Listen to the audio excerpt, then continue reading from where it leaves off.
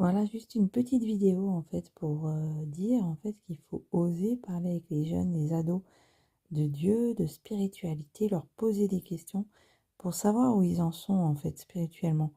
Parce que si c'est un sujet tabou au sein de la famille ou qu'on n'en parle pas, eh ben vous serez surpris parce que ils ont des questions, ils vont se tourner là où il y a des réponses. Donc s'il n'y a pas de réponse à la maison par exemple, ils vont aller vers la facilité, comme beaucoup, hein, c'est un peu normal. Donc, s'ils n'ont pas de réponse, ils vont peut-être se tourner vers l'occultisme, ou peut-être des potes vont leur proposer de faire du spiritisme.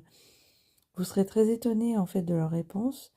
Donc, il faut vraiment, vraiment parler de ça avec eux, que ce soit pas tabou.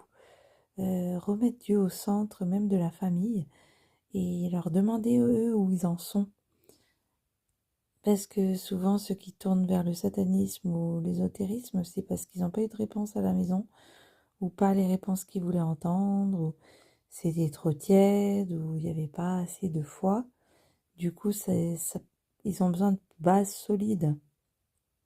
Et donc là, l'ennemi s'immisce et lui, il leur fait vivre des sensations fortes, avec notamment le spiritisme, ou des réponses avec les cartes, etc., ou de la médiumnité.